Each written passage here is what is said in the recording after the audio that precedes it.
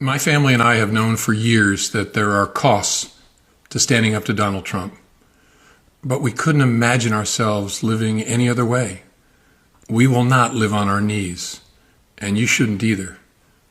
Somebody that I love dearly recently said that fear is the tool of a tyrant, and she's right. But I'm not afraid, and I hope you're not either.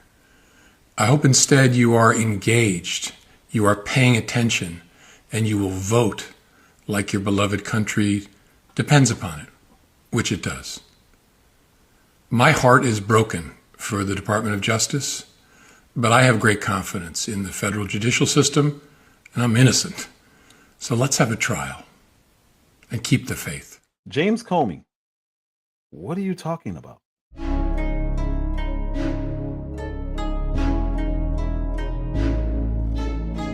So James Comey has been indicted.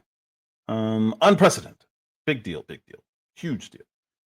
The reason why it's such a huge deal is because I think that Congress needs to do something. They need to address statute of limitations on crimes while you're in Congress, while you're in office of any capacity, whether you're serving under an administration and you had a department like the FBI, CIA, all these other departments. I think that the 5-year statute is not good.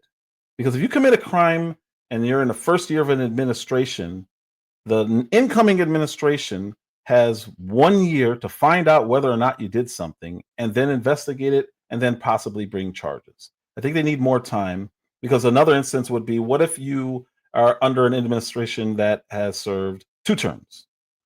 Right now you're in 8 years, so you can commit all the crimes you want within the first 2-3 years of an administration. That's not good. But that's really not good.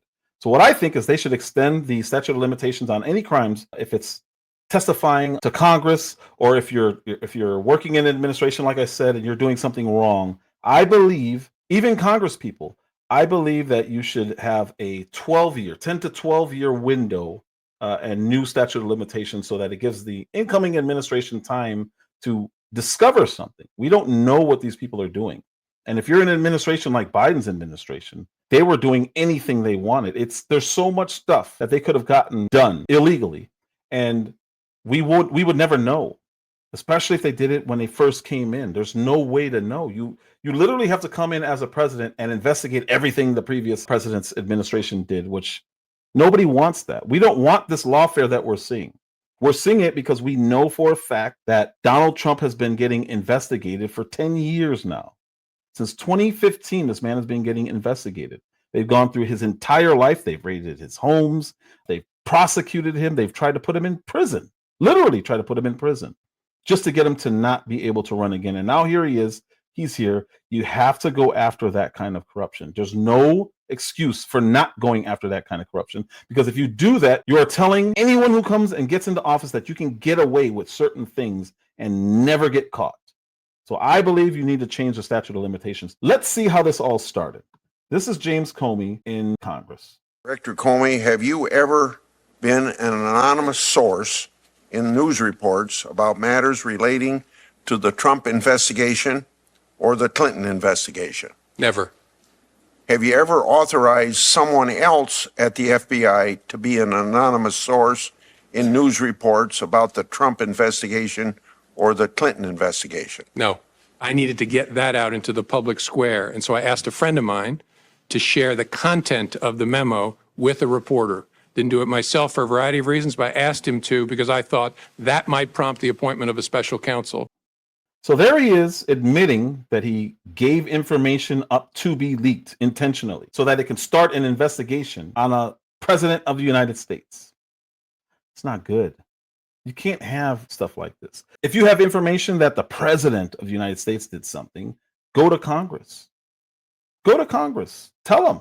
You will be protected. But leaking something so that an anonymous source can break news, it's not a good idea. It feels to me like manipulation and propaganda, because why else wouldn't you just come out and say this? This is when he was getting fired, and he knew he was getting fired, so he started leaking information on Donald Trump. This is a problem. So here we have Jake Tapper interviewing Speaker Johnson, and he's going to give his opinion on what's going on with James Comey. Just looking at the principle at stake here, if you can remove Comey and Trump out of the equation.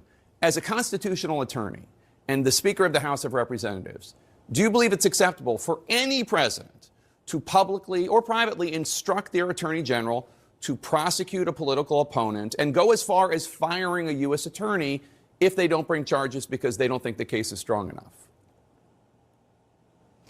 I'm glad you brought up the principle. That is exactly what's at issue here.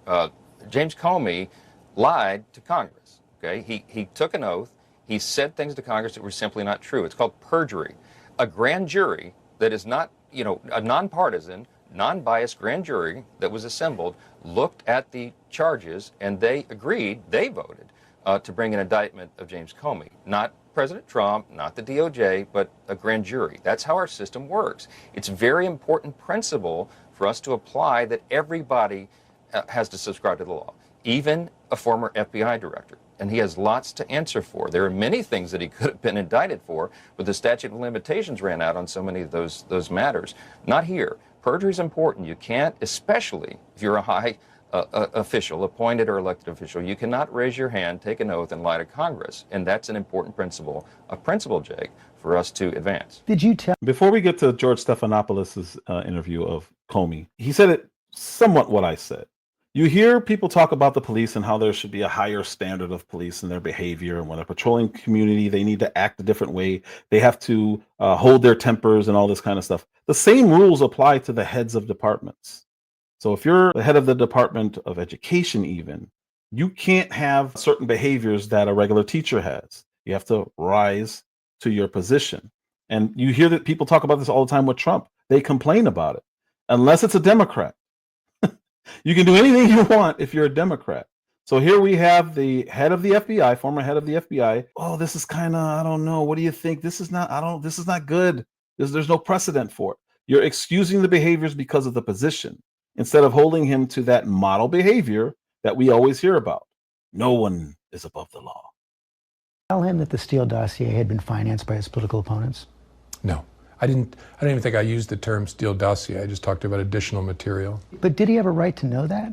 That had been financed by his political opponents? I don't know the answer to that. It wasn't necessary for my goal, which was to alert him that we had this information. Did you believe his denial? Honestly, never thought these words would come out of my mouth, but I don't know whether the current president of the United States was with prostitutes peeing on each other in Moscow in 2013. It's possible. So he didn't tell the president that Hillary's campaign were the ones who provided the information that started investigations on him. And this went on for years. That Russiagate thing went on for years. All of those accusations, the prostitute stuff that he's talking about, when they found out it was all fake, they still ran with it.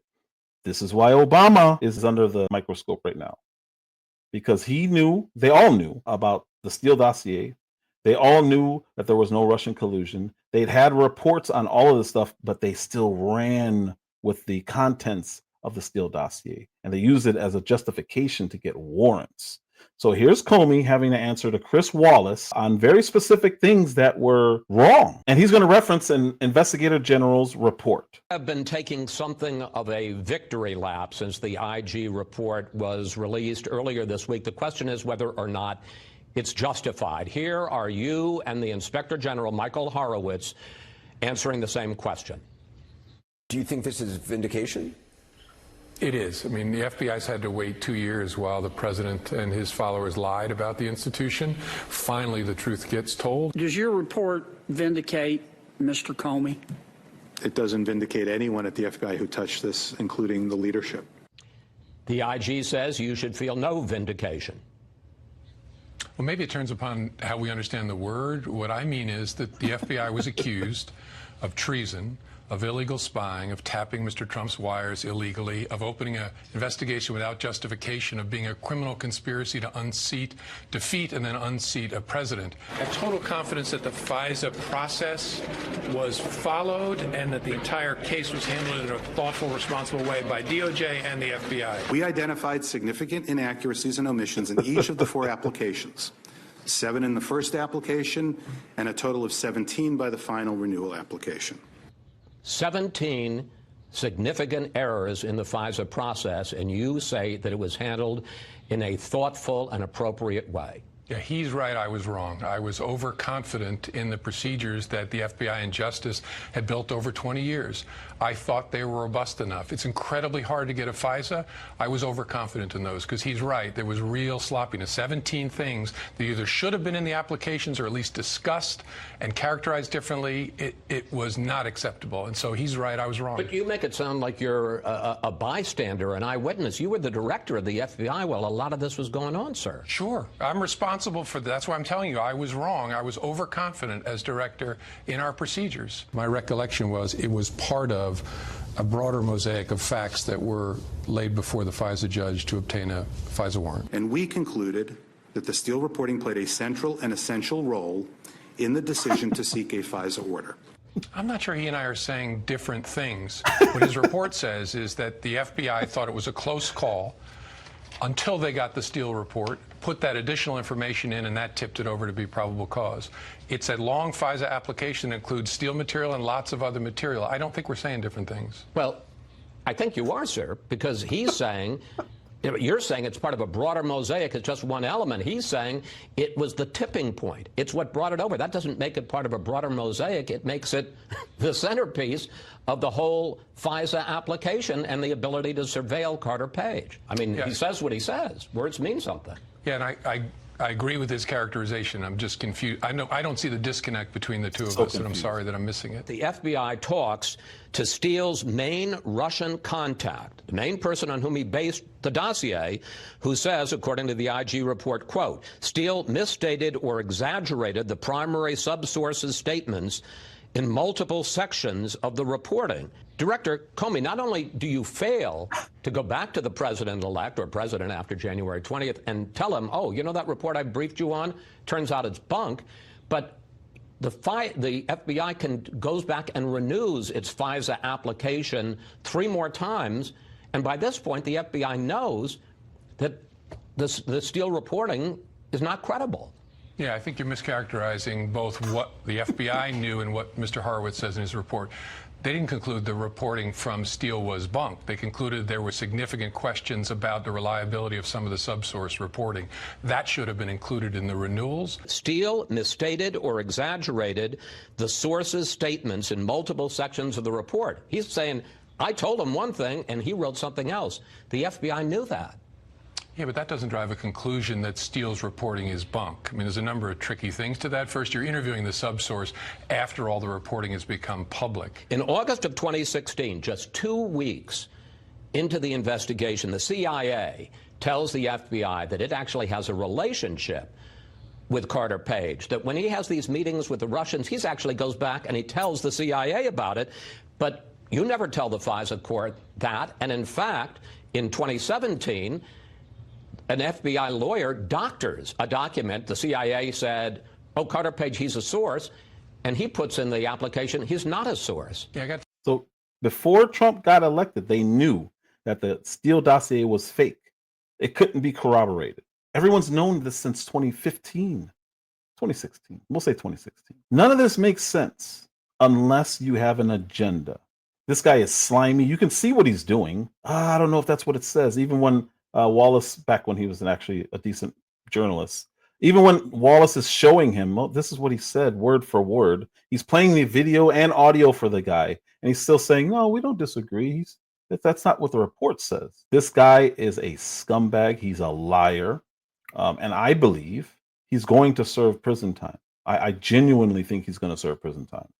Take issue with I'll answer the question, but one of the predications of your question, the Inspector General did not find misconduct by any FBI people. He found mistakes and negligence and oversight. No, that's not true. In the case of Kevin Kleinsmith, he has referred it for a criminal investigation. Right, but that's not been resolved. This business with the lawyer changing some email to a partner on the team. I mean, you make it sound like it's not much. It's very important. It's very important. I mean, not a source to not a source is a big deal. Remember how we got here. Horowitz concludes 3 separate teams made significant errors in 4 separate FISA applications on one of the FBI's most significant cases. I mean, the investigation of President Trump and his campaign. And what's crazy about this is it's either negligence, bad training, terrible police work, or it's corruption. And he's saying, yeah, they just suck at what they do. They're not good. They're not effective. They failed on all these different levels. And then went back and used the same bad information that they were fully aware of to get 3 more FISA warrants to keep spying on Donald Trump. We knew the report was, well, we wouldn't call it bunk. There was still some information that we could use. So they doctor up information. People are being prosecuted in the FBI. Like, what are we doing? He's in charge of all of this failure. And instead of saying, you know what, we messed up really, really bad, he celebrated it as a win because Trump was saying that the FBI is corrupt.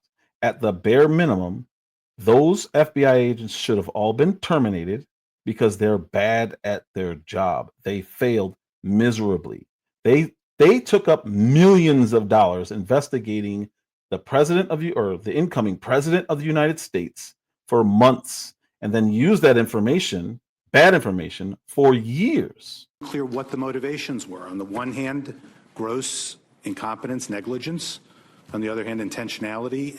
Gross negligence, or they intended to do it. They intended to lie to the FISA court. He doesn't conclude that there was intentional misconduct by these career special agents. No, he just says it's one of two things and he can't decide. Gross negligence or it was intentional misconduct. Well, that's what he said. I've read his report. He says, we are not concluding that there was intentional misconduct by FBI. Did you hear what he just said here? I did. I don't know the context of that. I've read. He was asked specifically, how do you explain it? And he said gross negligence or intentionality. Yeah, well, I'm sorry. He doesn't find intentionality, but that doesn't make it any less important. He's a squirmy, lying, Weasley lawyer. And he tries to parse words because he thinks he can get away with anything that he wants. I don't think he's going to. They're talking about, it's a very short indictment. I like that. Nice, very concise wording. That's it. That's all you need. And they keep saying, well, hey, Trump was, indicted by a jury of his peers. Flawless process. Well, James Comey was indicted by a jury of his peers. Flawless process. I'm Mo Speaks. If you're new here, like, subscribe, share.